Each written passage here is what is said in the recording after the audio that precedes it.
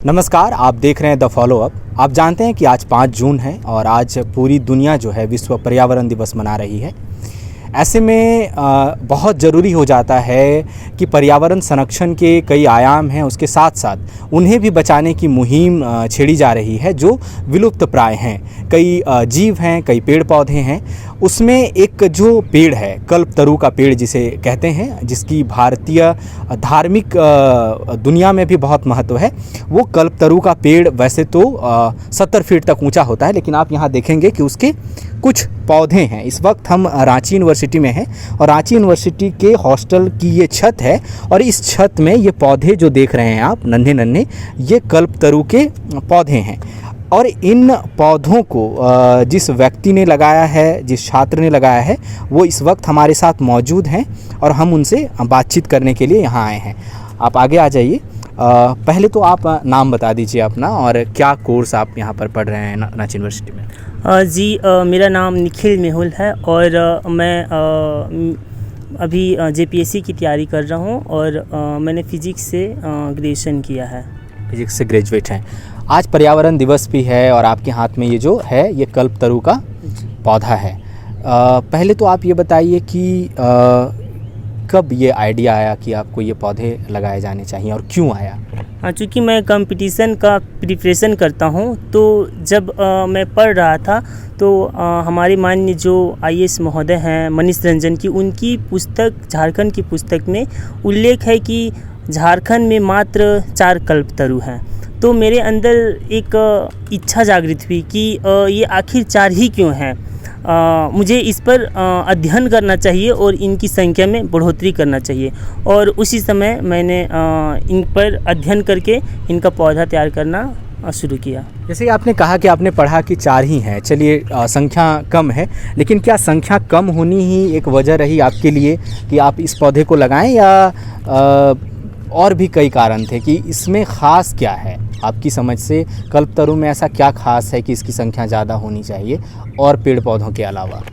चूँकि धार्मिक मान्यता से यदि हम जोड़ते हैं तो यह कल्पतरू महाभारत काल की वृक्ष है, और ऐसा माना जाता है पौराणिक कथाओं के अनुसार कि समुद्र मंथन के दौरान जितनी भी सारी निकली थी उनमें से एक कल्पतरू है। और इनकी खास विशेषता है, हालांकि इन्हें हम लोग मनोकामना वृक्ष भी कहते हैं। इनके सामने आप यदि दृढ़ संकल्प और सच्चे मनोभाव से इच्छाएं मांगते हैं तो पूर्णतः मतलब कंप्लीट होती है, वो मनोकामनाएं पूरी होती है। और यदि इनकी विशेषताओं पे हम बात करें, जो पर्यावरण और औषधि गुणों से काफ़ी ये भरा पड़ा हुआ है, जैसे में कि ये मलेरिया और एलर्जी में इनकी औषधियाँ बनाई जाती है, और साथ में पर्यावरणीय दृष्टिकोण से ये वाटर कंटेन जो भूमि की जल स्तर को है बहुत बेहतर तरीके से बनाए रखती है। लगभग 2000 लीटर वाटर कंटेन करती है एक पेड़ में। जी, एक पेड़ में। और इसके साथ ये इनकी आयु भी लगभग 300 साल से अधिक है, और ये हमेशा हरे भरे रहती है। ऑक्सीजन की जो मात्रा होती है इससे अत्यधिक निकलती है, तो ये कहीं ना कहीं पर्यावरणीय दृष्टिकोण से इनकी महत्वपूर्ण भूमिका हो जाती है। तो जैसे कि आपने कहा कि चूँकि 3 ही पेड़, अगर रांची की बात करें तो डोरंडा कॉलेज के पास 3 पेड़ हैं कल्पतरू के, तो ये इसको आपको पौधे के रूप में तैयार करने में किस तरह की मुश्किलें आईं? पहली मुश्किल क्या थी, ये थोड़ा सा आप बता पाएंगे? हाँ जी, जब मैंने प्रथम बार वहाँ से फल की प्राप्ति की, वहाँ से मैंने शीर्ष निकाली और सर्वप्रथम मैंने मिट्टी से ही लगाया था, जिसमें 40 बीज का मैंने बीजारोपण किया था। उनमें से मात्र एक ही पेड़ का वो उगा हुआ था। तो एक मेरे शंकर भैया हैं हॉस्टल के हैं, उन्होंने बताया कि आप कोकोपीट का इस्तेमाल करिए।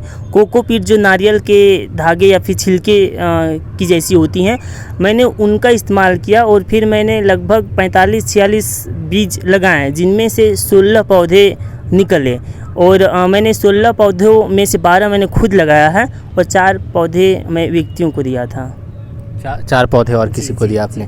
तो ये जैसे कि इसमें पानी की मात्रा कितनी चाहिए, मिट्टी की पकड़ कैसी होनी चाहिए? क्योंकि आप फिजिक्स के स्टूडेंट हैं, वैसे तो रांची में आपका कृषि विश्वविद्यालय भी है, तो कहाँ से सीखा आपने कि ये मात्राएं कितनी कितनी होनी चाहिए इसमें?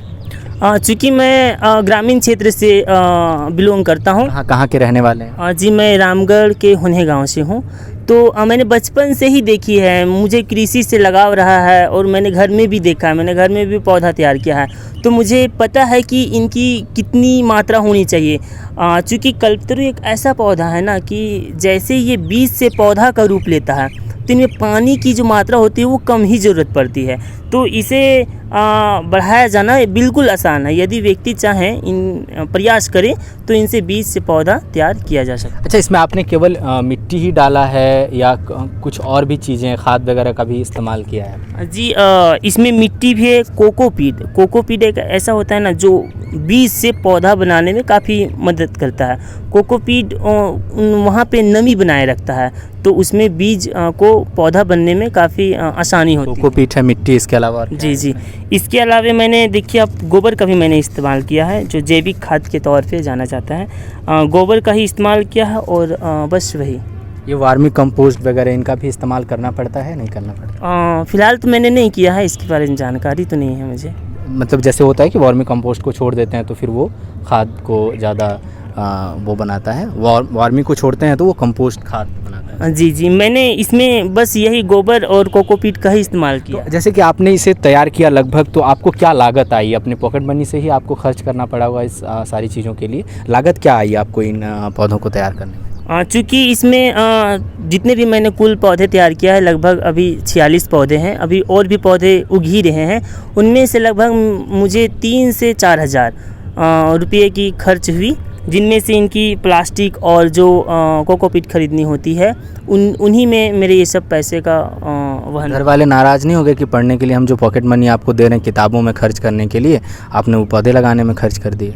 चूँकि मैं खुद सेविंग करता हूँ और जब मैंने प्रथम बार किया था ना, तो घर वाले सच्ची में मुझे कहे थे कि क्या करने लगे बाबू, ये सब अभी दौर नहीं है, अभी नौकरी कर लो तो फिर आराम से करना, वो तो फिर करना ही है, जीवन बड़ा पड़ा है।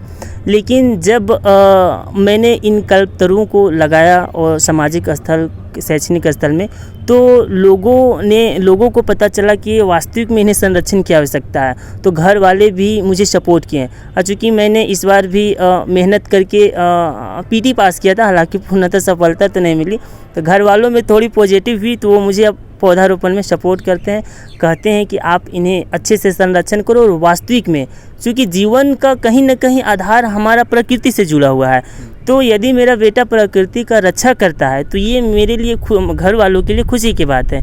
यही घर वालों ने कहा, और मैं अभी पढ़ाई के साथ मैं पौधारोपण कार्यक्रम। कॉलेज लाइफ में कई चीज़ें हैं। आज तो आपके क्लास हैं, सेल्फ स्टडीज़ हैं, महिला मित्रें बन जाती हैं, फिर मोराबादी में चाय भी पीना रहता है दोस्तों के साथ। इन सारे चीज़ों को मैनेज करते हुए कैसे समय को मैनेज करते हैं, और इसमें सबसे ज़्यादा दिक्कत समय में किस तरह से होती है? क्लास में से समय काटना पड़ता है, महिला मित्र में से समय काटना पड़ता है, या सेल्फ स्टडी में से काटना पड़ता है? चूँकि मैं पढ़ता हूँ एज ए डेडिकेटेड, मैं अपने स्तर से मैं पढ़ाई पे ही मेरी फोकस रहती है। और मैंने जो अध्ययन किया है पर्यावरण, चूँकि आज पर्यावरण दिवस है, तो मैं इसी पे चर्चा करना चाहूँगा। मैंने बचपन से ही पढ़ा है कि प्रकृति एक मानव जीवन का हिस्सा है, तो इनके संरक्षण करना चाहिए। बचपन से ही पढ़ते आया हूँ, तो मैं उसी चीज़ को, पढ़ाई को मैं चाह रहा हूँ कि वो धरातल स्तर पे उतरे। इसीलिए मैं पढ़ाई के साथ साथ थोड़े से समय निकालता हूँ। सुबह सुबह में पौधा में पानी देना होता है, ये मेरी कहीं ना कहीं एक अच्छी हॉबी भी बन जाती है। तो ये मुझे सकारात्मक ऊर्जा भी देती है और पढ़ाई में काफ़ी मुझे अच्छा भी लगता है, एक पॉजिटिव एनर्जी बनी रहती है। अच्छा, आपने कभी सोचा है कि इन पौधों को तैयार करके आप बेचते हैं अगर कमर्शियली, तो कितने का एक पेड़, क्योंकि दुर्लभ भी है, मतलब अगर पूरे झारखंड में ही 6-7 होंगे शायद, तो आपको लगता है कि इसकी लागत जो है वो जो भी लगती है, इसकी मार्केट कीमत क्या होगी, या कोई बाज़ार में अगर ख़रीदना चाहता है तो कितना कीमत उसको अदा करना पड़ सकता है? सर्वप्रथम तो इसे मुझे जानकारी नहीं प्राप्त है, लेकिन मुझे ऐसा लगता है कि इन्हें कोई नर्सरी वाला बेचे तो लगभग 400-500 पर पीस चला जाएगा। और मैं उनमें से नहीं हूँ। मेरा उद्देश्य नहीं है कि मैं इनका बाजारीकरण करूँ या फिर मैं बेचूँ। मेरा उद्देश्य यही है कि इनका संरक्षण होना चाहिए, इनका बचाव होना चाहिए। क्योंकि मैंने इनको शुरू से ही बढ़ाया है, तो कहीं ना कहीं इनके प्रति मेरा प्रेम है। और मैं अपना प्रेम का कभी मैं उनको सौदा नहीं कर सकता, फिर मैं उन्हें बेच नहीं सकता। तो मैं चाहता हूँ मेरा प्रेम जिस वृक्ष या फिर जो कल्पतरू के साथ है वो धरातल पे लगे, वो लोगों के लिए, वो जो पर्यावरण के लिए, उनके लिए। आगे क्या प्लान है? ये जो पौधे आपने अपने कहा कि अभी 46 तैयार किए हैं और भी तैयार हो रहे हैं, तो जाहिर सी ये तैयार कर रहे हैं, पर ये डिस्ट्रीब्यूट जब तक नहीं होगा, वितरण इनका सही जगहों पर ना हो, तो फिर उसका मतलब नहीं रह जाता है। तो वितरण का क्या प्लान है कि आप उसे कमर्शियली वितरण करेंगे, कुछ मदद लेंगे आर्थिक, या ऐसे ही वितरण करेंगे, और किन्हें देंगे? कहाँ आपको लगता है कि ये सही तरीके से उग पाएगा? जी, मैंने जब जैसे कि मैंने 12 कल्पतरू लगाए हैं पिछले ईयर, तो मैं वो सभी एक धार्मिक स्थान जैसे कि मंदिर जहाँ पे बाउंड्री की व्यवस्था है, और शैक्षणिक स्थानों में, स्कूल में जहाँ वहाँ भी बाउंड्री और उनकी देखभाल की जहाँ गारंटी मिलती है, वहीं मैं पौधा को सौंपता हूँ। मैंने एक मेरा जो प्रभात खबर में भी जो आया था, उन्होंने स्पष्ट तौर पे कहा था कि मैं उन्हीं व्यक्ति या फिर संस्थान को दूंगा जो इनकी सुरक्षा की गारंटी लेते हैं, क्योंकि जहाँ पौधा लगती है वहाँ का मैं खुद संरक्षण करता हूँ, क्योंकि ये दुर्लभ है, इसमें मेरी मेहनत भी लगा है। तो मैं चाहता हूँ कि जहाँ भी लगे वो सुरक्षा और संरक्षित रहे। सुरक्षा और संरक्षित रहे। तो चूँकि आप जेपीएससी की तैयारी भी कर रहे हैं, झारखंड में जो सर्वश्रेष्ठ प्रशासनिक अधिकारी बनने की आप तैयारी कर रहे हैं, और उसमें आपने पर्यावरण संरक्षण के लिए ना केवल लिख के या बातें करके आपने किया है, बल्कि बाकायदा पेड़ लगाया है। तो आप देखेंगे कि इन्होंने जो पेड़ ये तैयार किए हैं, अभी इन्होंने कहा कि 46 इस तरह के पेड़ इन्होंने तैयार किए हैं, और आगे आने वाले वक्त में भी तैयार करेंगे, और इसका वितरण इस तरीके से करेंगे ताकि लोगों को उसका लाभ मिल सके और ये पेड़ बढ़ें और इनकी संख्या, जैसा कि इन्होंने बताया कि कई बातें जो दर्शकों को जाननी चाहिए, कि एक पहली बात तो ये कि काफ़ी मात्रा में ऑक्सीजन उत्सर्जित करता है कल्पतरू का पेड़। तो इसका एक फ़ायदा है कि वातावरण में ऑक्सीजन की मात्रा अच्छी रहती है। चूँकि इस पेड़ के टहनियों का व्यास बहुत ज़्यादा होता है, तनों का व्यास बहुत ज़्यादा होता है, तो छाया, आपको गर्मियों में छाया के लिए आपको भटकना नहीं पड़ता है, वो कल्पतरू के पेड़ के नीचे आपको पर्याप्त छाया मिलती है। और चूँकि इसके तने का व्यास बहुत ज़्यादा होता है और जड़ें गहरी होती हैं, तो भूजल स्तर, इन्होंने बताया जिस तरह से कि 2000 लीटर, एक कल्पतरू का पेड़ 2000 लीटर तक भूजल स्तर जिसे कहते हैं, जिसे ग्राउंड वाटर कहते हैं, उसके लिए। तो रांची के लोगों को कम से कम तो ये समझना चाहिए, रांची के कई इलाके, चाहे अरगोड़ा हो, अशोकनगर का इलाका हो, कोकर हो, या आप कांके के क्षेत्र में चले जाएं जहां भूजल के लिए 200-300 फीट 400 फीट नीचे तक भी पानी लोगों को नहीं मिलता, गर्मी में लोग पेयजल संकट से जूझते हैं। तो अगर ये कल्पतरू के पेड़ होंगे तो भूजल संरक्षण होगा, क्योंकि ये पेड़ जो है पानी को सोखता है और उस भूजल स्तर को बनाए रखता है।